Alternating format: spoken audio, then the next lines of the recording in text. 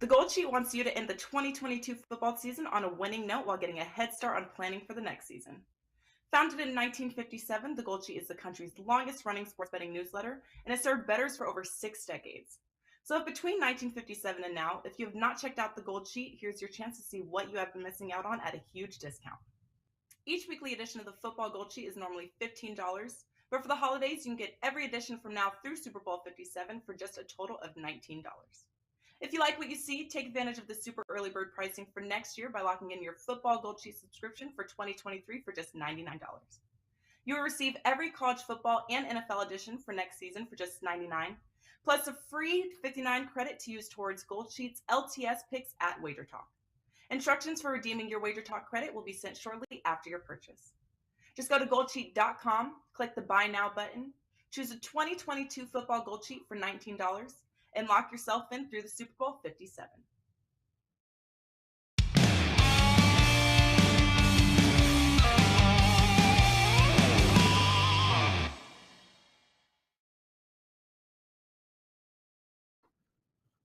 Welcome, everybody, to Wager Talk Today. I'm Lawrence Presman. He's Teddy Covers.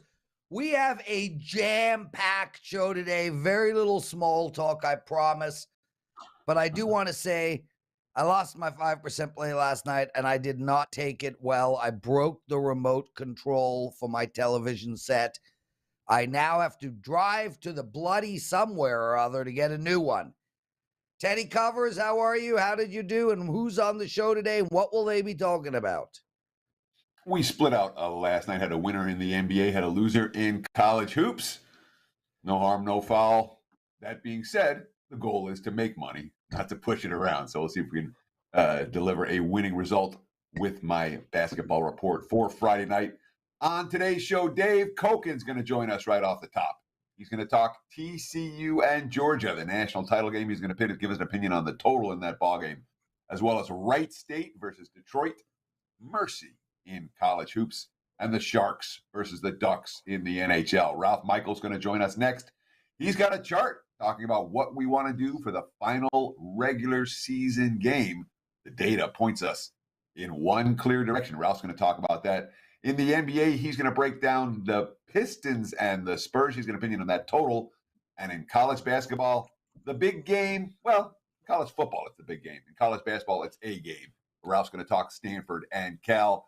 Andy Lang's going to close out the show. He's got a bunch of props for NFL action for this weekend. Of course, we're talking about week 18. That means it's bonus hunting time. And Andy's going to talk about which players are in line to get bonuses if they get certain statistical profiles. That should be an interesting discussion. My big game breakdown, the Atlanta Hawks and the LA Lakers, and of course, Lawrence's presidential address to close out the show if we get 100 likes. There you have it, loaded Friday edition. Let's get into it. Thank you, Teddy. Jessica and John Finley write that guy jinxed me yesterday, Teddy. I don't know if you remember, but did he buy your play? I don't know if he bought my play, but a lot of people did, and I feel freaking horrible about it. I mean, listen, there's something to be said with losing early. That at least you get to move on and have some kind of a night, but just killed me, man. Absolutely destroyed me. And I don't lose these 5% plays very often, dude. I mean, 8-3 now. In my last 11, killing it in the NHL 5%ers. But, man, last night was so wrong, so bad. It was an embarrassment. So, first of all, we all have wrong side losers. You do, I do. Dave Cokin does, Ralph Michael does. They happen. All right. You have them, you chalk them up, you write it off. But the question that, and I mean, you don't want to understate it. It sucks when you lose a big play. It sucks when you lose any play. But nonetheless, you write it off and you move on. But the real question everyone's asking, Lawrence, do you have clean pants on today? I do. Yeah. Yeah. I have first timers, if you will. So, Javier wants to know what the 5% was. It was on the Leafs in regulation. Dave Cokin joining us. Dave, excited to have you, man. How are you? How you been? What's going on over there? Sorry to hear about your remote. The last time I did any damage after a loss, this is a long time ago. I lived on the east side of Las Vegas at the time. College basketball NCAA tournament, Seton Hall against Southwest. At the time, they were still known as Southwest Missouri State. And I had Seton Hall minus the points. And they got a cover. Okay, they're up. I think they're -8. They're up 9 with the ball at the end. A couple of seconds left. And some guy at Seton Hall decides to do this windmill car wash slam dunk, planks it off the rim, goes out to center court, and some little white guy for Southwest Missouri State, coached at that time by Charlie Spoonhour, who eventually I became good friends with out here. This guy throws up a hook shot from midcourt. Swish. Nothing but net. So the remote control goes flying. No, it wasn't a remote control. It was my sneaker. I was getting set to go out. And the one sneaker that wasn't on, I just winged it. It hits a beam, takes the trunk out of the beam, bounces off the beam, and hits a very nice blender that I had just purchased and smashes it. Double bad beat. That's the last. And from that, it's, you know what? It didn't change the result. I still lost.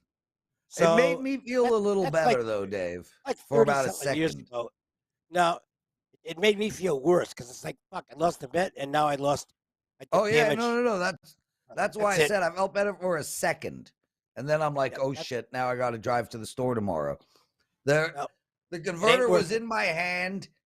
Seattle scored. I whipped it at the TV. Thank God it did not hit the television because, well, that would have been a triple bad beat.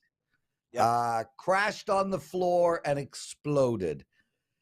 Anyway, John Frateroni says, Prez, I thought you never bet on the Leafs. Not true at all. I never bet against them, but I do bet on them. But it's very, very seldom that I'm involved in a Leaf game. Dave, let's get right to it, man. We got so much to talk about today. And, you know, everybody has come on and given their thoughts on the national championship game, TCU and Georgia. You want to talk about the total, which nobody has covered. It's 63. Are you going over or under here? You know, it seems rather obvious, but I'll go along with the obvious. I think this is going to be a game that first team to 40 wins. I don't think either team can stop the opponent. We know what Georgia's offense can do.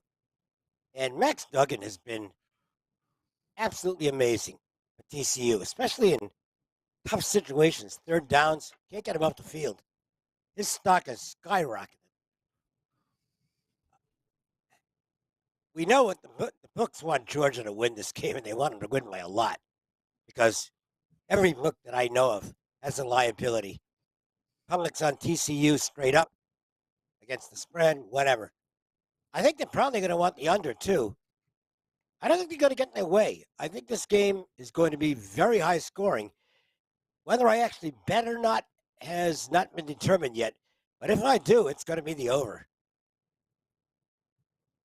The first, 11 games, 12 games this season, the most Georgia gave up was 22 points. And they gave up 30 to LSU in the SEC championship game and 41 to Ohio State last week in the semifinals.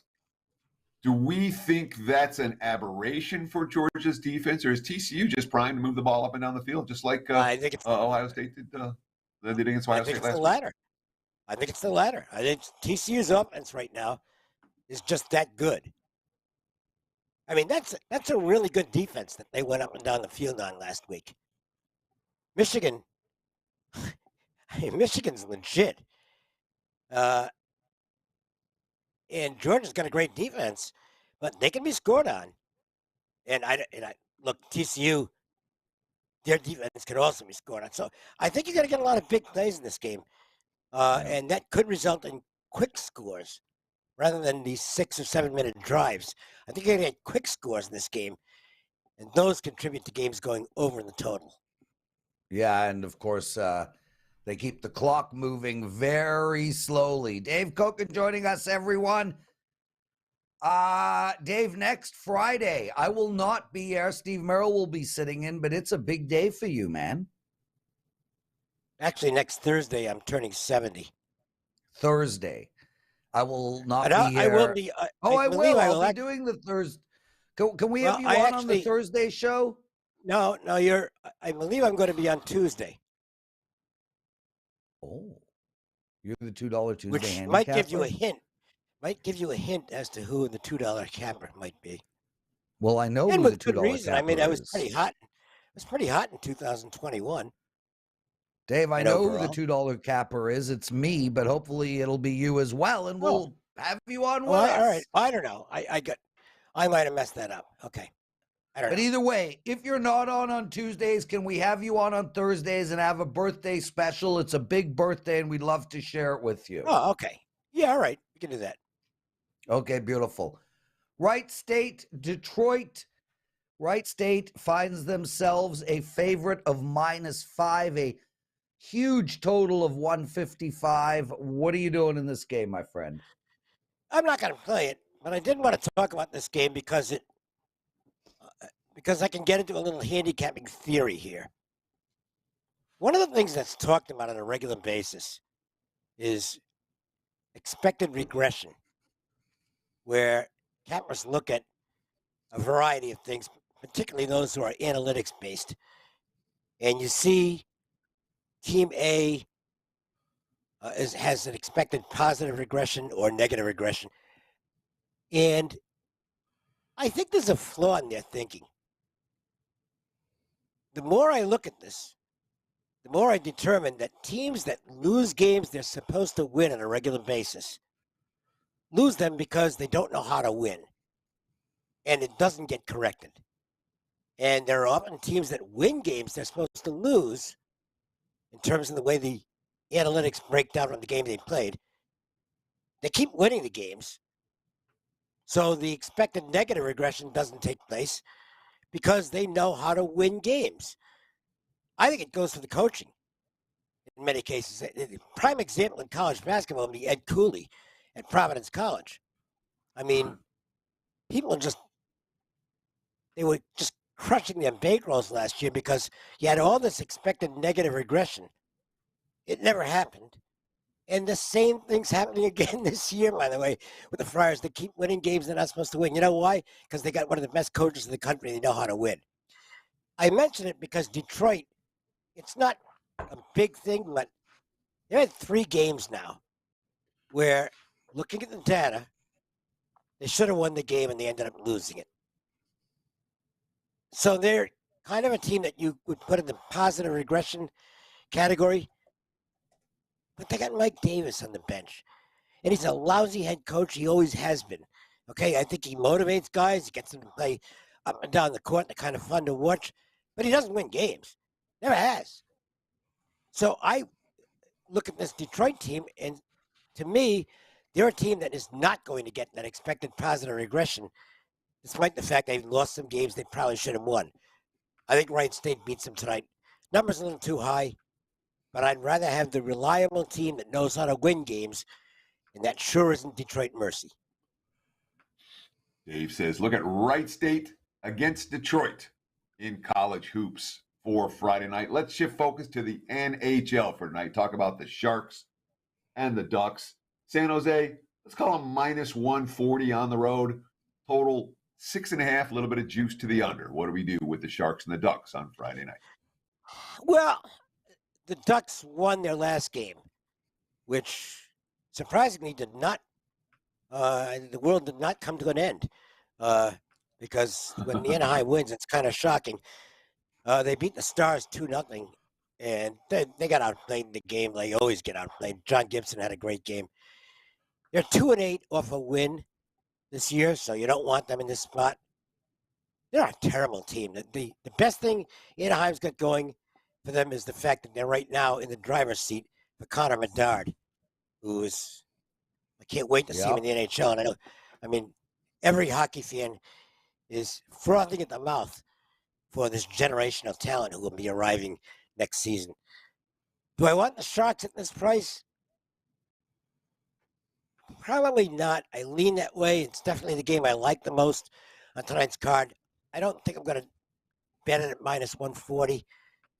But the Ducks are a team, when they get a surprising win, you look to play against them the next game. And they've got, I think, the Bruins in next. So they kind of might be in a flat spot here, believe it or not. Coming off a win against one of the better teams, and with the best team in the league coming in next. It's an actual sandwich against Anaheim. So I'll give you a lean on the Ducks, on the Sharks in this game. Dave Cokin joining us, everyone. Outstanding stuff. Dave, we love having you. What do you got to promote? Well, read those numbers that I supplied. Read those numbers that you supplied. Well, you caught me off guard, but you know how fast I work. That's why I send them to you. So here we go. I will read them. See, I only took a second. 101 net units of profit in 2022. Way to go, man. That's phenomenal. All-time number one at WagerTalk in profit since the day he joined us. Those are the numbers I got. Am I missing anything else? No. Well, those are impressive bloody numbers. Well, I think they're pretty good. And again, I like to mention, if you like a lot of bells and whistles, I'm not your guy.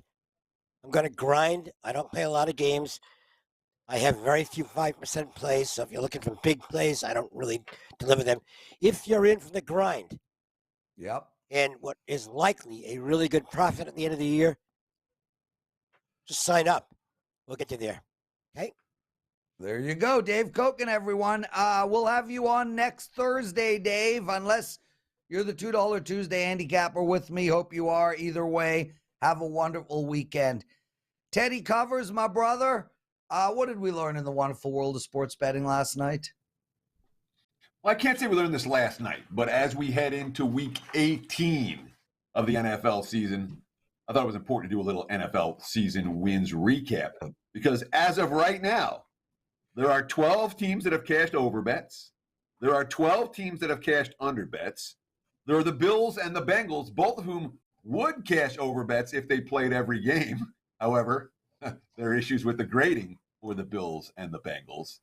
And then there are the final 6 teams in the NFL, which this weekend, their season win total will be determined. The Baltimore Ravens lined at 10 wins for the season at the opener. And again, I'm looking at the Westgate Superbook openers right here. Obviously, there was variance in some of these, but the prevailing number for Baltimore was 10. They're sitting right now at 10-6. They will either push or go over. Carolina can go over their win total if they win this week. They're sitting at 6-10 right now. Their win total was 6 for the season, so they're either a push or an over. We have the LA Chargers sitting at 10 wins right now. They're 10-6. Their over-under was 10 wins, so they too will push or go over. Miami's 8-8. They can get a push if they win the 9th game against the Jets. Their season win total was 9. The Patriots, they're right there. Win total of 8.5, and they're 8-8 right now. So New England will either go over or under, depending on their result this Sunday. And last but not least, the Washington Commanders, who are truly on the bubble right here. Win total of 7.5, just like New England's 8.5. They're 8-8. Washington 7.5 wins. They're 7-8-1. If you end up losing the Redskins by a hook because they tied that game with the Giants, that would be frustrating. So 6 teams where you can either win, lose, or push this weekend with win totals. The other 26 of them, all either right or wrong sides. There you have it, Prez. Back to you. Teddy Covers, let's bring Ralph Michaels straight in, because this is a show with very little time for small talk. What up, Ralph? Hey, every time I'm watching you guys, you make me go to the database. So, Teddy, I've done on WagerTalk, I've done an NFL wins total report going back since 2015, listing each NFL team, what their win total was, what they went over or under. The last 4 years, I added up real quick while you were on the phone. Last year, 11 overs, 18 unders, 3 pushes. 2020, 15 overs, 16 unders. 2019, 14 unders, 14 overs, 16 unders, 2 pushes, and then 13, 17, and 2. So each of the last 4 years, there have been more unders than overs on the win totals. Yeah, Oh, and there in you general, go. that's the way we look at these, Ralph. You know, the first is always to the under. And even though I've done better with my overs this year than I had the Lions overs cashing and the Giants overs cashing.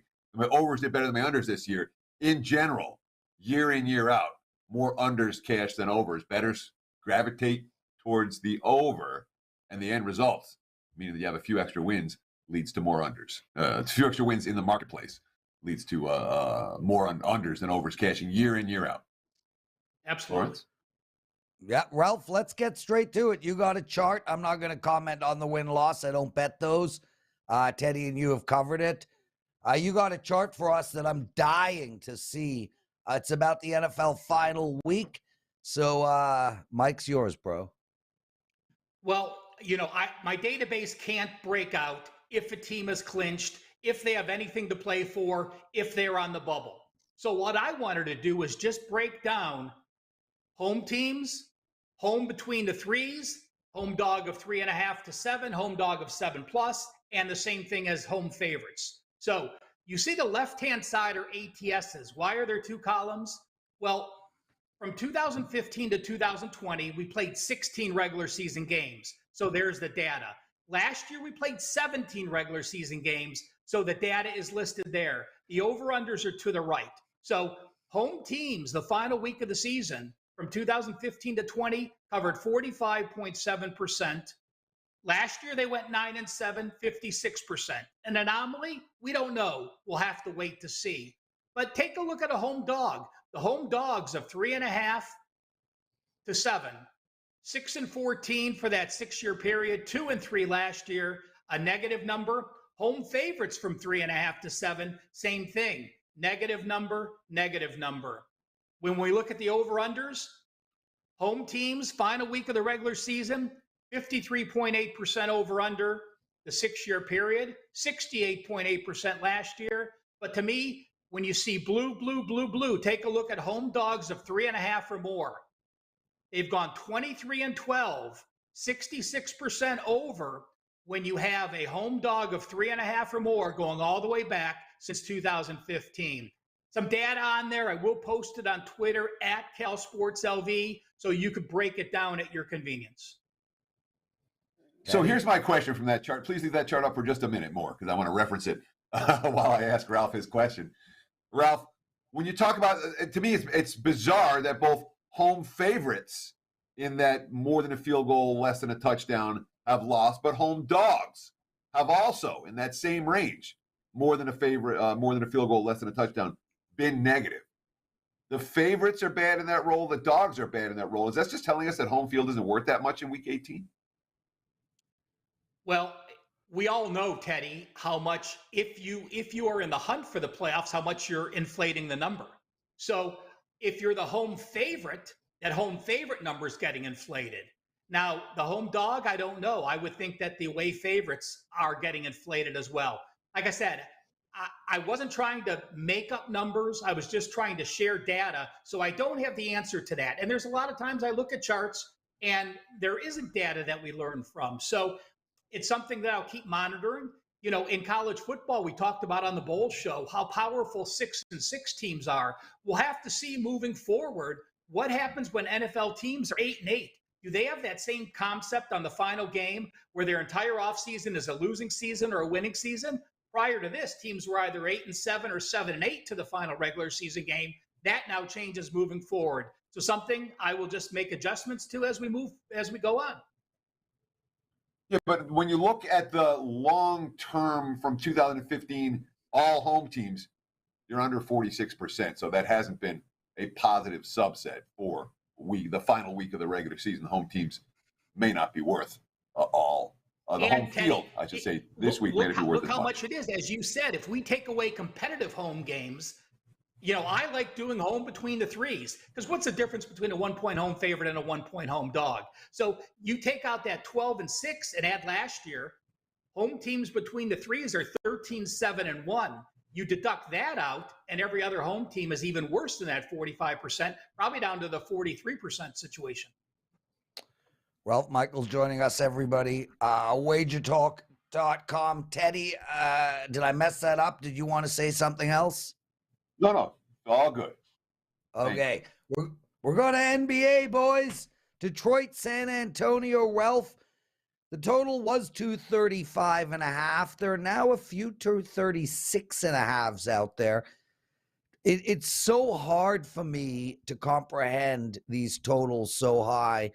I mean, I bet them last night. I put out Dallas over 232.5, and well, that didn't go well. But man, it's like 1 8-minute stretch or 7-minute stretch of nothingness, and I don't know how these go over these type of totals, but they do.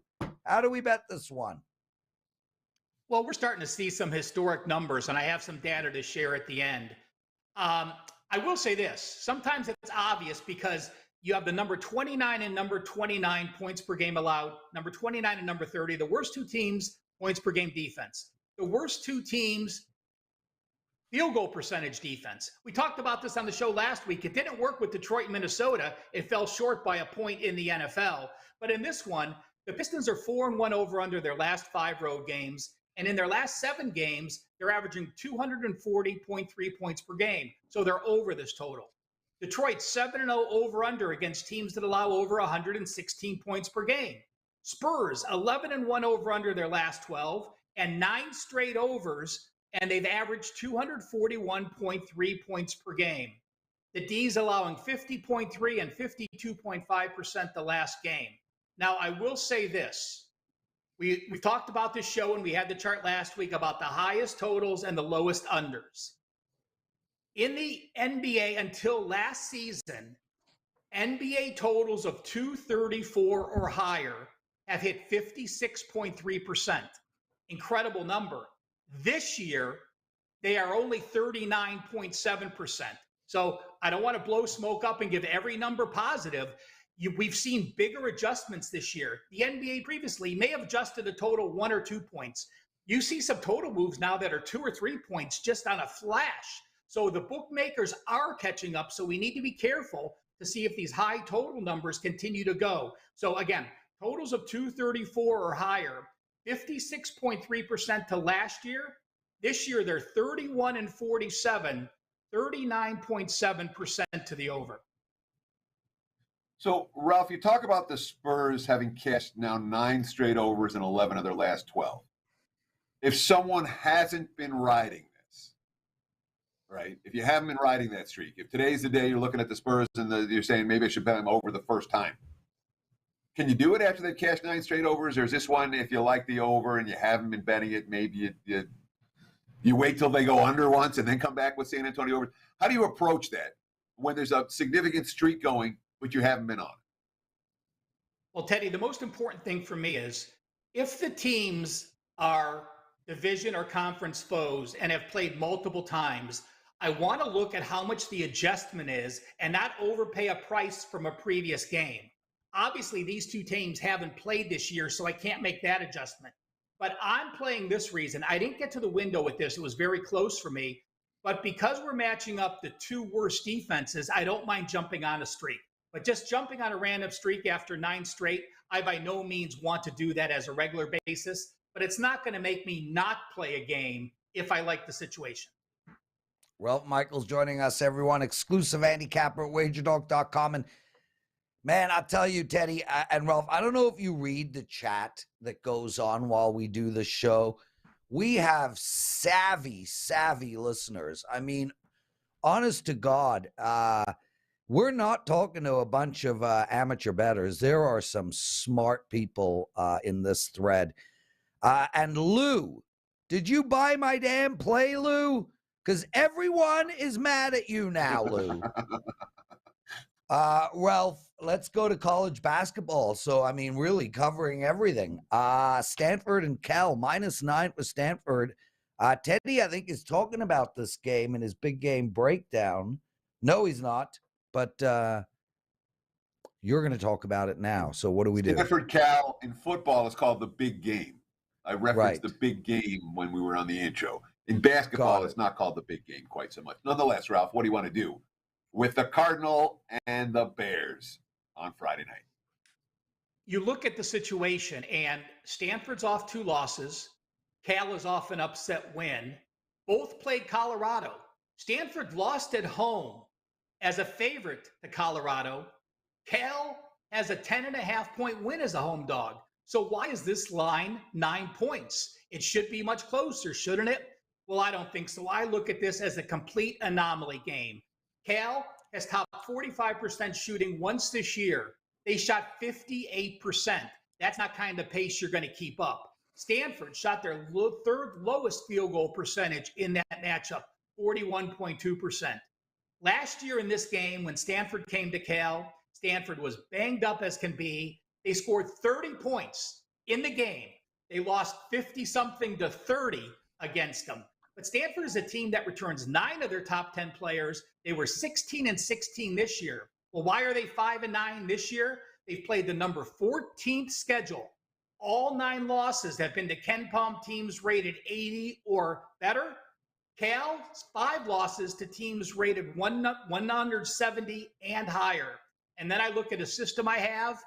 When you have a conference game and a team lost as a favorite, home favorite, back-to-back times, and now they're an away favorite. Stanford's lost back-to-back games as a home favorite. Now they're an away favorite of 3 or more. This, going all the way back to 2013, has hit 68.8%. So you're embarrassed, lost back-to-back home favorites games. You're the better team on the road. This team also has double revenge, which puts them in a 59% situation. Stanford gets the job done today. Ralph, thanks so much for joining us, man. We love having you on. We're not going to see you next week. I think you're going away. Enjoy the time off, whatever you're doing. I do have to mention something, Prez, if I may. Yeah, I'm heading to the Detroit offices next week, so I'll be hanging with Johnny and Missy and doing some work with them. But I do want to mention this, guys. You have until Monday for the Gold Sheet special. The Gold Sheet football newsletter is $15 a week, but you can get it the rest of this year for just $19. That's a weekly issue through the Super Bowl. Just go to goldsheet.com. And there's also a special for next year. Next year's weekly college football and NFL newsletter, regularly $199. You can get it for just $99. Go to goldsheet.com. On the very top, it says Buy Gold Sheet, and you'll see both of those specials. Do take advantage. It's an incredible deal. That is for damn sure, Ralph. And the Gold Sheet is unbelievable. And guys, at that type of price range, check it out. See what we do. You know, Ralph is really involved in putting the Gold Sheet together. Every one of you guys love having him on. He's literally our most sought after, desirous experts. So yeah, definitely check that out. Teddy, listen, man, we are up against it. We are not going to a commercial break. It is your big game breakdown. You're getting no notice. So breathe, focus, and deliver us a winner.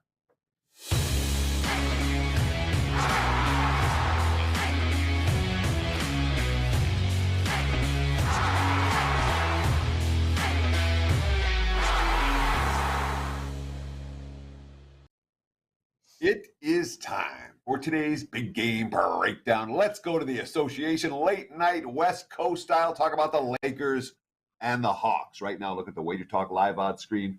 I'm seeing Atlanta. Let's call them 2.5-point road favorites. Total sitting, let's call it 242. There are some 242s and a halves out there. These are two teams that are both near the top of the league and on offense and pace ratings, I should say. All right. Lakers ranked number 2. Atlanta also in the top quartile in pace. Both teams are without their rim protectors tonight. Clint Capella not playing for Atlanta. Obviously, Anthony Davis out long-term for the LA Lakers. Series history, these two teams just played in Atlanta on December 30th. 130 to 121. Game flew over the total. And LA, all of a sudden, started to get a little bit of rhythm with the guys who aren't LeBron James and Anthony Davis. You know, Darvin Ham. I think different guys are settling in their roles, getting more comfortable with more reps, more minutes. We do get our big dogs back. It just makes us that much stronger. And I agree with that assessment. But it's a similar story with Atlanta. Their last 5 games have been flying over the total. 120, 117, 143, 141. They had a 131, 21. They had a 129 to 114. 6 Hawks in double figure on Monday. 7 Hawks in double figures in Sacramento in their next ball game. You know, we had the 131 to 120, the 131-21 last week. Last year, 2 games, 2 overs. Both got to 250 or more. Yeah, we'll go over tonight. Hawks and the Lakers. This one's really high, total-wise, for good reason. Expect a shootout in L.A. and the Hawks and Lakers to get up and over the total. There's your big game breakdown. Back to you, Mr. Prez. Teddy covers awesome stuff. Let's keep this show moving along. I did want to say, oh yeah, Lou Pearlman, who we're mad at right now, did not jinx Tokyo Brandon, the Tooth Fairy, who won his play. So, okay, Lou, fine. We'll forgive you for buying my 5%. It's important to know, Lou, we're kidding, or Lawrence is kidding. Yeah. You're welcome to buy anyone's plays anytime you want. Lou, Thank Teddy, you, and thank you for watching the show. Yes, and Teddy, I read the chat. Lou knows we're kidding. And is it just excited for the shout outs and to be on? Sure, fair enough. What does Jessica write? Sure. How many likes? Jessica wants to know how many likes we need for the presidential address. We're there. Andy Lang, last week you popped on the show with Viagra. Nice pun, huh? Nice pun there. Popped on the show with Viagra. Yep. I didn't write that. That just came right out of the mouth. So what do you got this week for us, dude? Nipple clamps, butt plugs, iron cross. What's going on?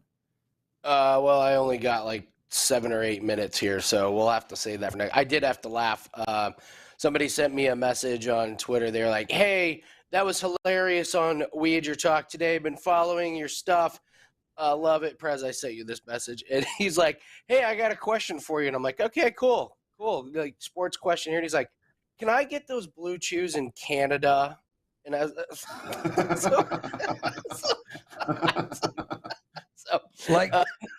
like you know the answer to that.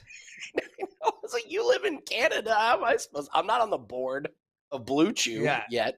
So, Andy, this is a fascinating week, man. Like legit. Pat Mahomes, not 290 yards to go over. He needs 430 to break some kind of record. Carl Lawson needs 1 sack for $600,000. 1 sack, dude.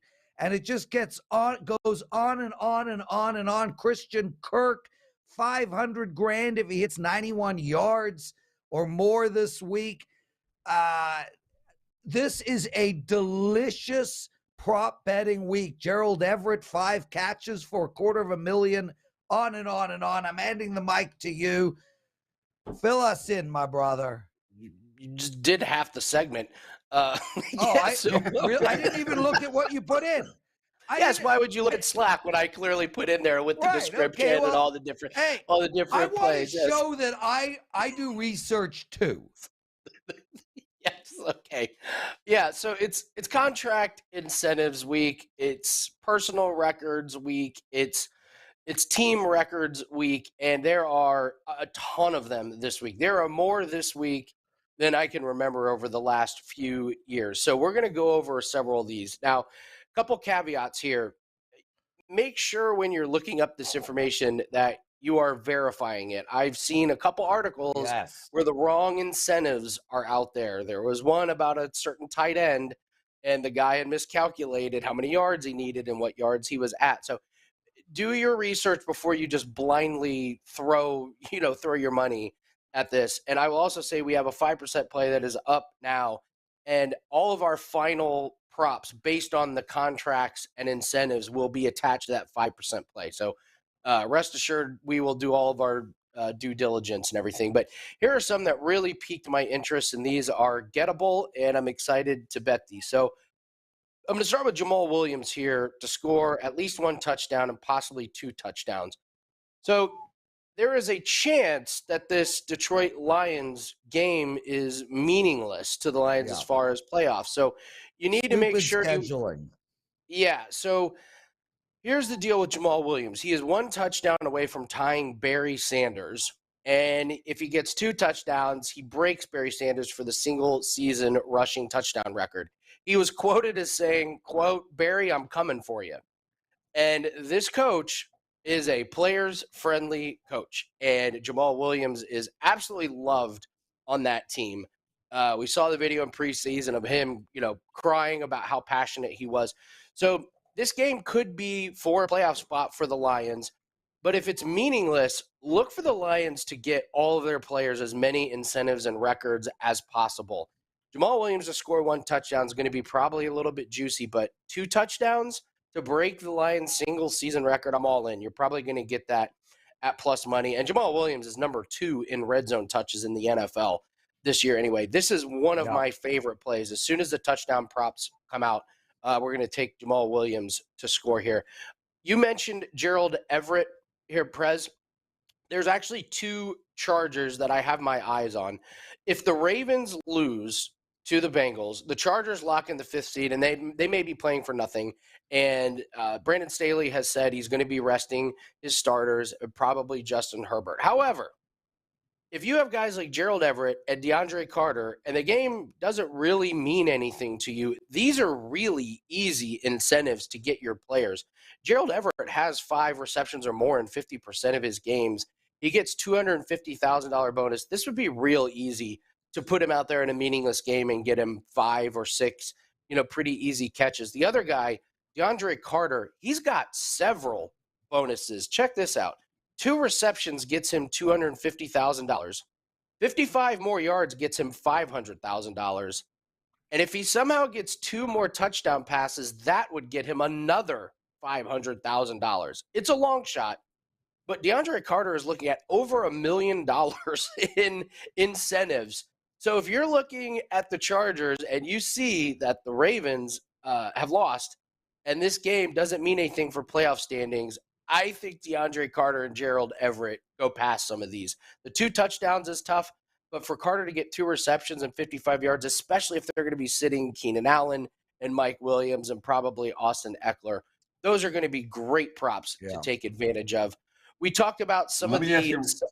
Go ahead. Just Andy? real quick, Andy. Let me jump in. I got to ask you about Everett, in particular, because if LA rests starters, sits guys, whatever, is Everett even going to play? Is he going to play a full game? Because you said, it's easy to get 5 receptions. To me, you can get a guy 2 catches. You're not getting a guy 5 catches if you're trying to keep him healthy for next week. Is that real? Absolutely. It is a little bit of the roll of the dice. There is no guarantee he's going to go out there and get it, especially if the game is meaningless. However, I want to see what the props are going to be. And Teddy, what do you always say? Read the quotes. Let's see if we can get some quotes from the coach. Listen, quotes are really important this week. Sidebar, Ron Rivera said, "I am well aware of the records and the incentives for my team." So look for Washington if you can find incentives there. So if we see that Staley is going to sit a bunch of his starters and Everett is not one of them, I think we can read between the lines and go ahead and take him. So these are not going to be plays that I put in now. These are going to be, day of when we see certain scenarios pull out. But yeah, Teddy, your thing about read the quotes, so important this week to see what teams are going to do. Yeah. So I think we'll be reading. I think that was the last Ron Rivera quote you might ever read. Andy, keep going. That's probably true. A couple of sack props. Don't forget about your defensive props. Zadarius Smith, he just needs 1 sack. They've got a pretty easy, nice little layup with Nathan Peterman at quarterback. He needs 1 sack, get him $250,000.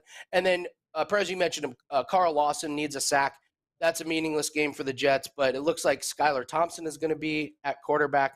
So surely they figure out a way to get Carl Lawson a sack. So there are a ton of these incentives and bonus props. This could be one of the most profitable weeks of the year if we can find our spots.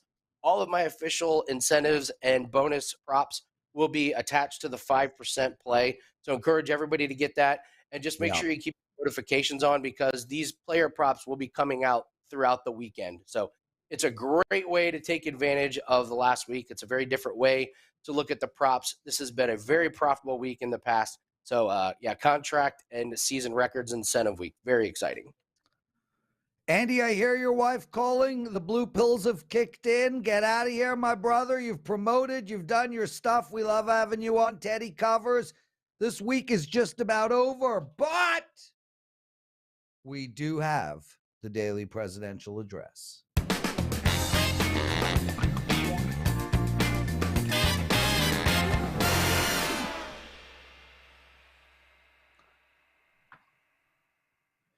Okay, guys, it's time for the daily presidential address. I got 3 NFL bets for you. Before we get into that, I do want to say, first and foremost, my apologies to all the clients who did not buy the last week or month of my plays and waited until I had a 5% to hop on board.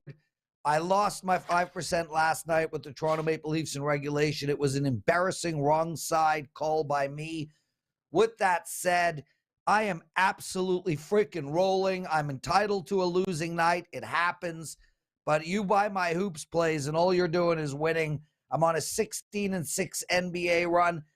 I'm on a 41-22 college hoops run and a 60-32 hoops run altogether. Teddy, I am the #1 expert in college basketball and NBA this season. And get this, man. I am the #1 expert in profit since September, and I'm doubling the second highest guy. So I'm really proud of the work I've put in over the last 4 or 5 months.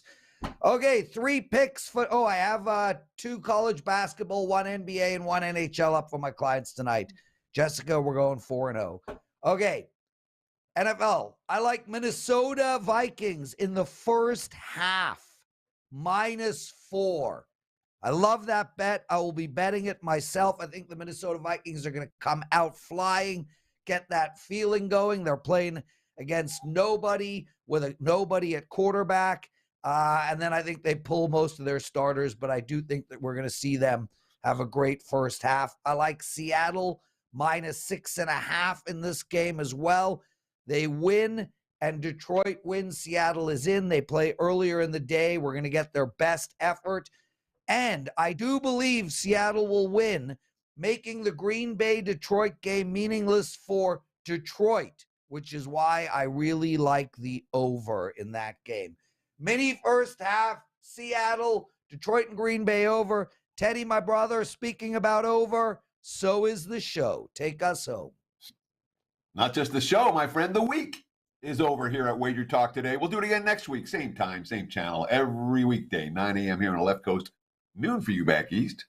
Between now and Monday's show, all I can say is enjoy the games. Best of luck with your wager.